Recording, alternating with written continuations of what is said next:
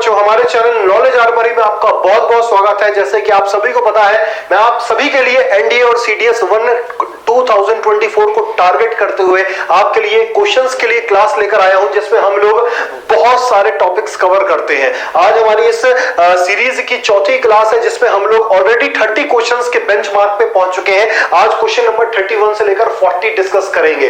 ध्यान रखिए, हमारा टारगेट है एनडीए और सीडीएस 1 2024, जो कि 21 अप्रैल को आपकी परीक्षा होने वाली है और पेपर करीब आ रहा है। अब आपके पास समय नहीं है थ्योरी पढ़ने का। अब आप जितना भी पढ़ चुके हैं, कोशिश करिए रिवीजन कर पाए। रिवीजन जितना करोगे उतनी ज्यादा थ्योरी को याद कर पाओगे, ठीक है ना। और कुछ आज बेहतरीन टॉपिक हमारे कवर हो जाएंगे क्वेश्चंस के माध्यम से, जैसे कि कुछ मौर्य एम्पायर के क्वेश्चन डाले हुए हैं, गांधीयन एरा का है, जैनिज्म का है, स्टैटिक जीके का भी एक महत्वपूर्ण क्वेश्चन डाला हुआ है, जो कि कई बार आपके सीडीएस और एनडीए दोनों में ही आ चुका है ना। फ्रीडम स्ट्रगल बहुत इंपॉर्टेंट टॉपिक है, मॉडर्न हिस्ट्री का भर भर के क्वेश्चन आते हैं आपके एग्जाम में, है ना। आपको ये मालूम होना चाहिए कि कौन से टॉपिक हमें यहाँ पे रिवाइज करने हैं, कौन से टॉपिक के ऊपर ज्यादा क्वेश्चन आते हैं, वेटेज किसको देना है। ये सारी चीजें आपको इस सीरीज के माध्यम से पता भी चल जाएंगी। कोशिश करिएगा कि जितनी भी चीजें आप यहाँ पे पढ़ रहे हैं, इसकी पीडीएफ आप डाउनलोड कर लीजिए हमारे टेलीग्राम चैनल पे, जिसका लिंक आपको हमारे कमेंट सेक्शन में पिन किया हुआ दिख जाएगा।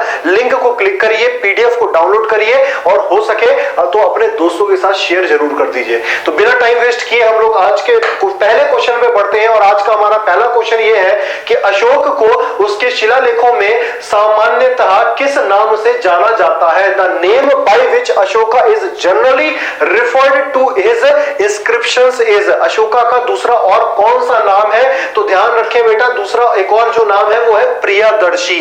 प्रियदर्शी भी कहीं कहीं कहा जाता है। ध्यान रखें बेटा, प्रियदर्शी के नाम से भी कहीं कहीं यहाँ पे मेंशन किया गया है। अब आप पूछेंगे सर, ये जो प्रियदर्शी नाम पता चलता है हमें अशोका का, वो कौन से इंस्क्रिप्शन से या फिर कौन से रॉक एडिक्ट से या फिर कौन से शिलालेखों से पता चलता है? तो उस रॉक एडिक्ट का नाम मैं यहाँ पे, इंस्क्रिप्शन का नाम यहाँ पे मेंशन कर देता हूं, वो है बेटा मस्की माइनर रॉक एडिक्ट। ध्यान रखें बेटा, मस्की माइनर रॉक एडिक्ट कहां पे स्थित है ये Maski minor rock edict?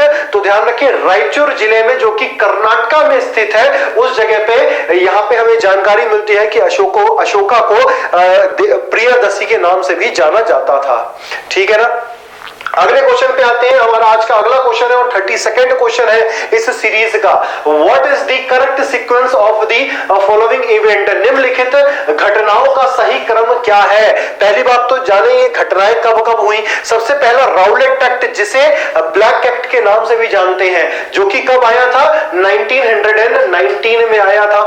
Gandhi Irwin समझौता, गांधी जी और लॉर्ड इरविन, जो कि एक वाइसरॉय थे, इनका समझौता कब हुआ था? 1931 में हुआ था। अगर आपने सिविल डिसोबीडियंस मूवमेंट पढ़ा है, सिविल डिसोबीडियंस मूवमेंट जिसे हम सॉल्ट सत्याग्रह या दांडी मार्च के नाम से भी जानते हैं, जब पहली राउंड टेबल कॉन्फ्रेंस यहाँ पे एक तरह से बॉयकॉट कर दी गई थी आईएनसी के द्वारा, उसके बाद गांधी जी और इरविन के बीच में यह समझौता हुआ 1931 में, जिसकी वजह से गांधी जी ने इस सविनय अवज्ञा आंदोलन को खत्म भी किया और सेकंड गोलमेज सम्मेलन को के लिए जुड़ने से एक तरह से वो तैयार भी हो गए, ठीक है। ध्यान रखें, Gandhi Irwin pact 1931। Morley Minto reform, जिसे हम इंडियन काउंसिल एक्ट ऑफ 1909 के नाम से भी जानते हैं, और ये कब आया था?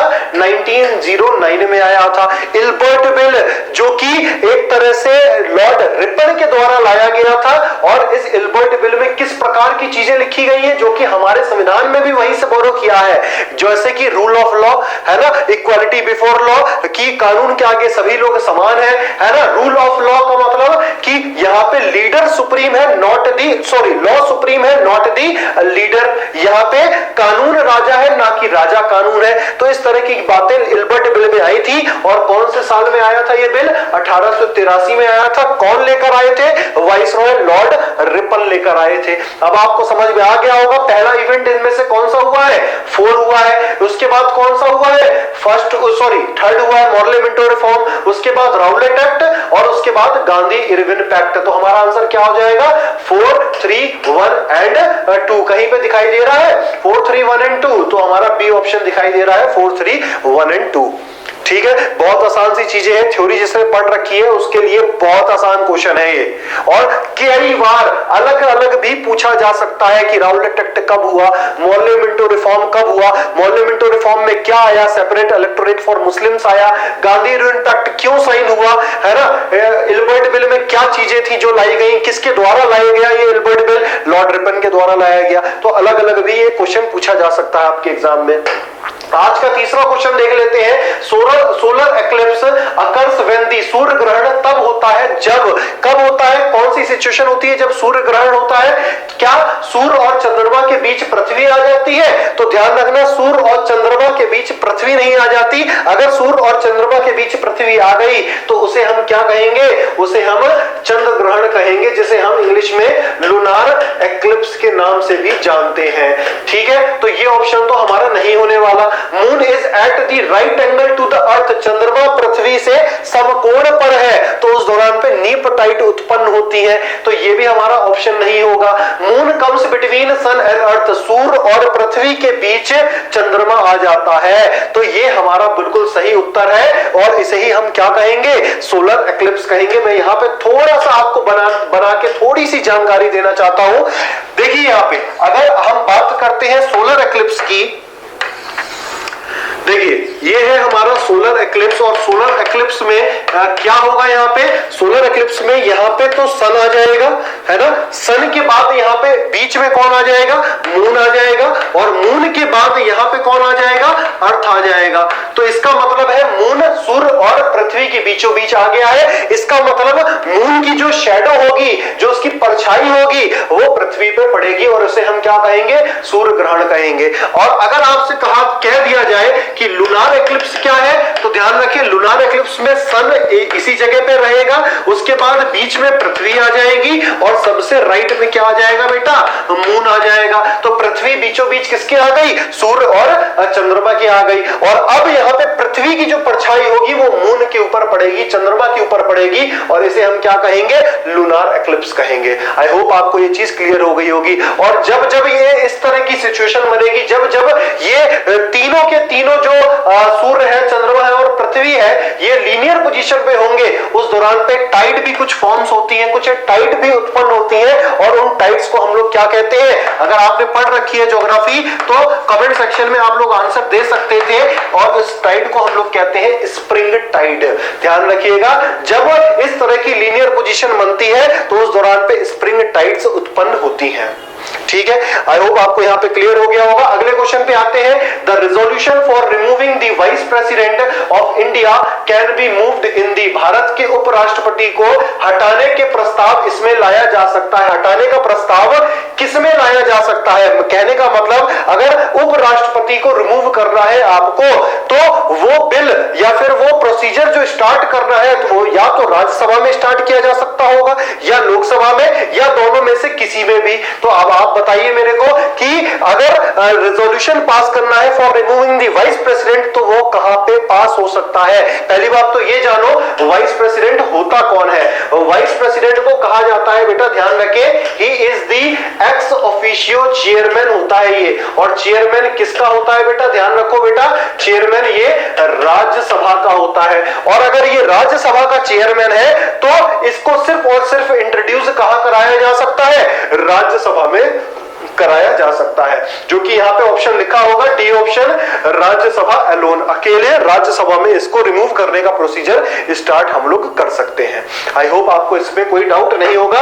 आज के पांचवें क्वेश्चन पे आते हैं, which of the following statement about Harappan civilisation is true. मैंने हड़प्पन सिविलाइजेशन को कवर करने की कोशिश करी है इस क्वेश्चन के माध्यम से। देख लेते हैं कौन कौन से इसमें स्टेटमेंट है, इसमें कथन है जो सही लिखे हुए हैं सिंधु घाटी सभ्यता के बारे में, इंडस वैली सिविलाइजेशन के बारे में। सबसे पहला स्टेटमेंट पढ़ते हैं, Harappan culture was famous for its distinguished system of town planning. देखिए हिंदी वालों के लिए भी मैंने यहाँ पे मेंशन कर दिया है ताकि उनको दिक्कत ना आए क्वेश्चंस में। हड़प्पा संस्कृति नगर नियोजन की अपनी विशिष्ट प्रणाली के लिए प्रसिद्ध थी। तो बिल्कुल सही है बेटा, एक बेहतरीन टाउन प्लानिंग हमें हड़प्पन सिविलाइजेशन में देखने को मिलती है। टाउन प्लानिंग कैसी कि रोड जो बनी हुआ करती थी बड़ी चौड़ी हुआ करती थी, वाइड हुआ करती थी, है ना, एक दूसरे से अगर कटी हुई है वो 90 डिग्री पे समकोण पे है, 90 डिग्री पे कटी हुई है। और इंप्रेसिव ड्रेनेज सिस्टम हमें देखने को मिलता है, बर्न्ट ब्रिक से बने हुए घर देखने को मिलते हैं, पक्की ईंटों से बने हुए घर देखने को मिलते हैं। इसके अलावा 2 मंजिला घर भी हमें देखने को मिले जिसमें स्पेस बहुत था, वास्ट स्पेस के साथ हमें देखने को मिलते हैं।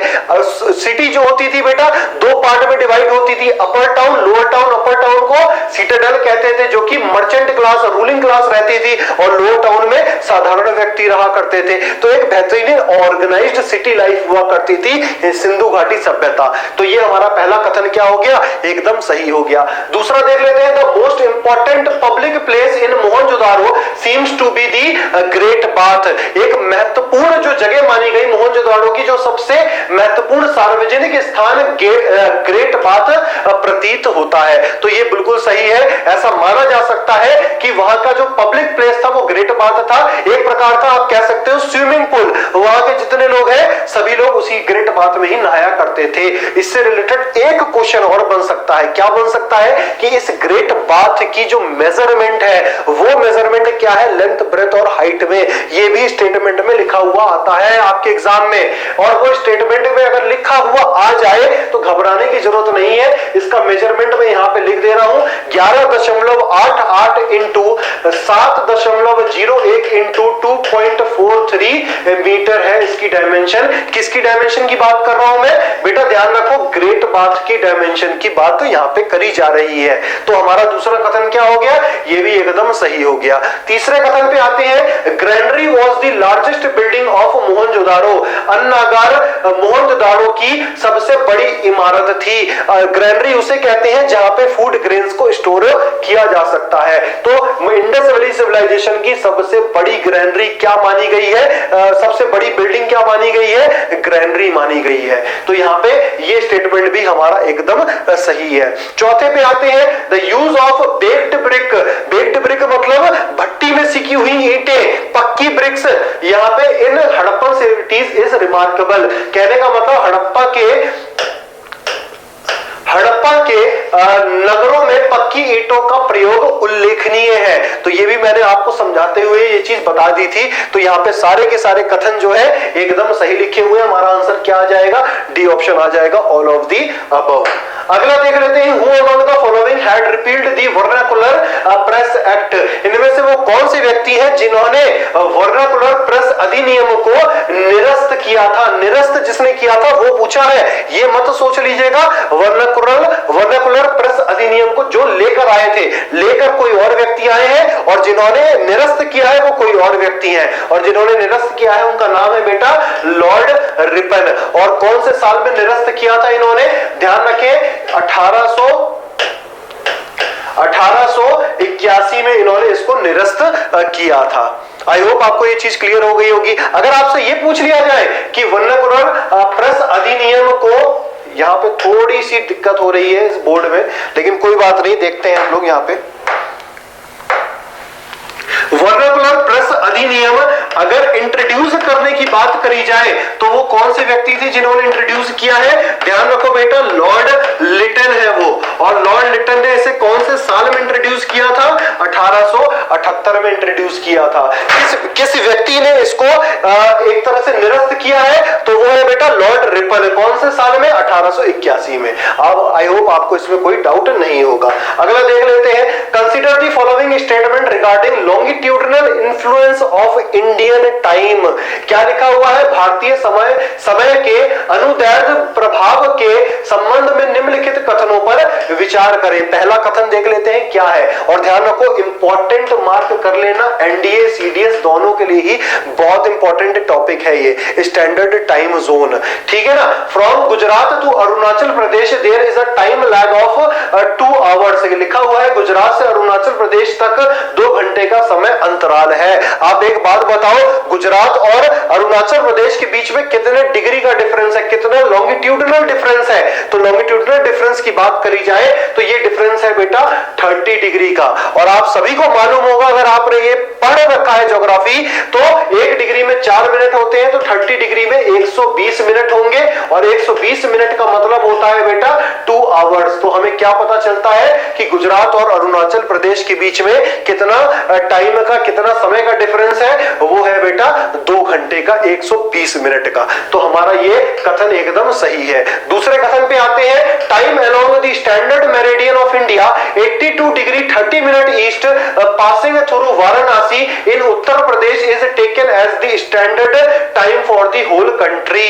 तो ये भी बिल्कुल सही है। क्या लिखा हुआ है, भारत के मानक मध्याय रेखा 82 डिग्री 30 मिनट पूर्व के वाराणसी उत्तर प्रदेश से गुजरने वाले समय को पूरे देश के लिए मानक समय के रूप में लिया जाता है। तो पर्टिकुलरली वाराणसी वो जगह नहीं है, पर्टिकुलरली अगर मैं कन्फाइंड रहूं, सीमित रहूं, तो वो जगह का नाम है नैनी, जो कि मिर्जापुर डिस्ट्रिक्ट में आती है और वहां से ये रेखा निकलती है और उस रेखा को मानक माना जाता है। एक तरह से उस रेखा को माना जाता है कि पूरे भारत के लिए वही समय सही रहेगा, है ना। तो वो रेखा जो है वो कौन से डिग्री की है, 82 डिग्री 30 मिनट ईस्ट की है, ठीक है ना। तो ये हमारा स्टेटमेंट भी क्या हो गया, एकदम सही हो गया। जिसे हम इंडियन स्टैंडर्ड टाइम बोलते हैं ना, वो यही रेखा के माध्यम से ही बोलते हैं। तो हमारा आंसर क्या हो जाएगा, सी ऑप्शन हमारा आंसर हो जाएगा, बोथ 1 एंड 2। अगला देख लेते हैं, कंसीडर दी फॉलोइंग स्टेटमेंट। आपको कथन आपके सामने लिखे हुए हैं, आपको बताना है इनमें से कौन से कथन है जो सही है।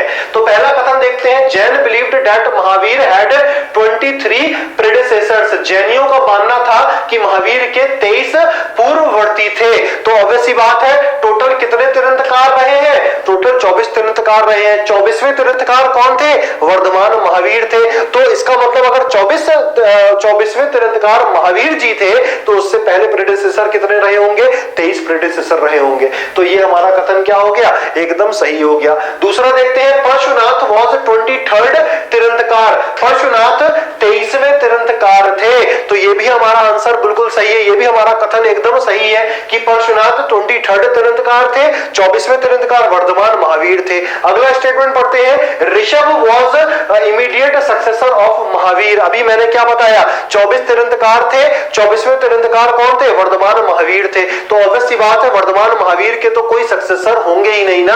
तो ऋषभ देव जो थे वो पहले तीर्थंकर थे, फर्स्ट तीर्थंकर थे। तो हमारा ये स्टेटमेंट तो गलत हो गया, क्योंकि महावीर जी के कोई भी सक्सेसर नहीं थे, ठीक है ना। तो ये हमारा स्टेटमेंट एकदम गलत है। 1 एंड 2 आर करेक्ट। हमारा ऑप्शन क्या हो जाएगा, ए ऑप्शन बिल्कुल सही हो जाएगा, ठीक है। अगले क्वेश्चन पे आते हैं, स्टार्टिंग फ्रॉम ऑस्ट्रेलियन ओपन। देखो बहुत बेहतरीन स्टैटिक जीके का स्पोर्ट्स से रिलेटेड क्वेश्चन लेकर आया हूं। आपके एग्जाम में एनडीए सीडीएस दोनों में कम से कम 5-5 बार इसे ही घुमा फिरा के पूछा जा चुका है, ठीक है। तो बता देते हैं, देख लेते हैं कि वो सीक्वेंस आपको बताना है। लॉन टेनिस खेल की बात हो रही है। Starting from the Australian open lawn tennis tournament, which of the following is the correct chronological order of the other 3 major lawn tennis tournament. 4 major grand slam होते हैं इस लॉन टेनिस से रिलेटेड, और कौन कौन से, Australian open, French open, Wimbledon और US open. तो आपको सीक्वेंस बताना है, हर साल कौन सा ग्रैंड स्लैम है जो सबसे पहले होता है, उसके बाद कौन सा होता है, थर्ड पे कौन सा होता है और चौथे पे कौन सा होता है, ठीक है। तो देख लेते हैं, सबसे पहला लिखा हुआ है, ऑलरेडी मेंशन करा जा चुका है कि सबसे पहला ऑस्ट्रेलियन ओपन होता है, उसके बाद कौन सा होता है, उसके बाद ध्यान रखें फ्रेंच ओपन होता है, उसके बाद विंबलडन होता है। लेकिन यहाँ पे यूएस ओपन लिखा हुआ है, तो हमारा ये ऑप्शन तो करेक्ट इनकरेक्ट हो गया।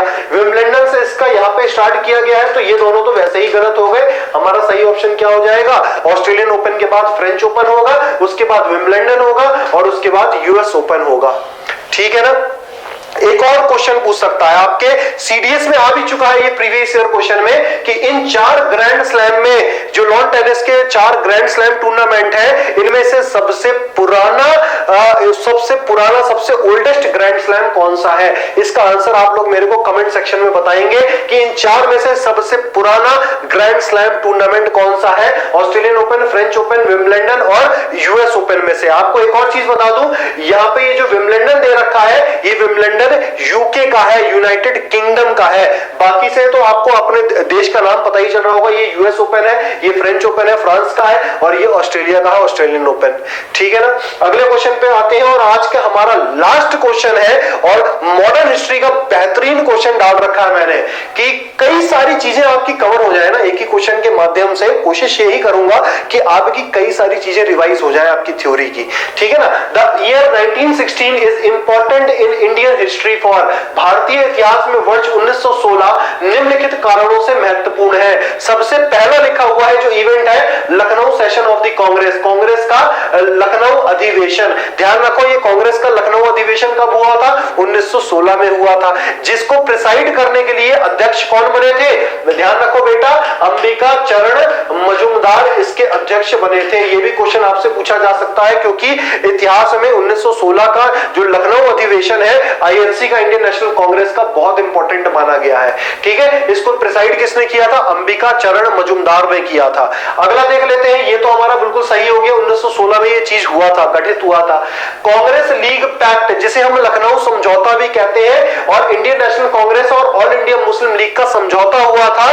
मोतीलाल नेहरू, राजेंद्र प्रसाद, ये सब आईएनसी में हुआ करते थे और मोहम्मद अली जिन्ना, इन दोनों के बीच में समझौता हुआ और इन दोनों ने साथ में मिलकर होम रूल लीग को स्टार्ट करने की बात भी करी थी जो कि 1916 से लेकर 17 तक चला भी है। तो ये भी हमारा क्या हो गया? एकदम सही कथन हो गया। ये भी घटित हुआ था 1916 में ही। अगला देख लेते हैं formation of home rule league. अभी मैंने आपको बताया कि होम रूल लीग की जो इनिशिएट हुआ था, स्टार्ट हुआ था 1916 से लेकर 17 तक हुआ था और इसके पीछे, इस होम रूल लीग के पीछे सबसे बड़ा हाथ किसका था? कौन थी वो महिला जो कि आईएनसी की प्रथम अध्यक्ष भी बनी थी, प्रथम महिला अध्यक्ष बनी थी 1917 में Calcutta session? Mrs Annie Besant. ध्यान रखना, आयरिश लेडी थी, पहली महिला अध्यक्ष आईएनसी की एनी बेसेंट बनी थी और एनी बेसेंट ही एक मानी जाती है कि इन्होंने ही होम रूल, इनकी वजह से ही होम रूल लीग स्टार्ट हो पाया था, इनका ही आइडिया था इस होम रूल लीग को स्टार्ट करने का। ठीक है। तो ये भी घटित हुआ था। तो हमारे ये तीनों के तीनों इवेंट जो है इस 1916 के लिए इंपॉर्टेंट है और हमारा ऑप्शन क्या हो जाएगा? 1, 2 एंड 3 हो जाएगा, डी ऑप्शन। आई होप आपको आज के सेशन में कोई डाउट नहीं होगा। इसी प्रकार से हमारी ये सीरीज चलती रहेगी। आज हमने 40th क्वेश्चन तक हम लोग पहुंच चुके हैं। अगली जो मेरी क्लास आएगी क्वेश्चन नंबर 41 से लेकर क्वेश्चन नंबर 50 तक हम लोग यहाँ पे कवर करेंगे। तो बने रहिए सीरीज के साथ, कोशिश करिए जितना हो सके रिवाइज करिए आप सारे क्वेश्चंस को और अपने दोस्तों के साथ शेयर कर दीजिए जो भी अगर एनडीए और सीडीएस की तैयारी कर रहे हैं, है ना। मिलते हैं हम लोग नेक्स्ट वीडियो में। अपना ख्याल रखें, घर वालों का ख्याल रखें। बाय बाय, जय हिंद प्यारे बच्चों।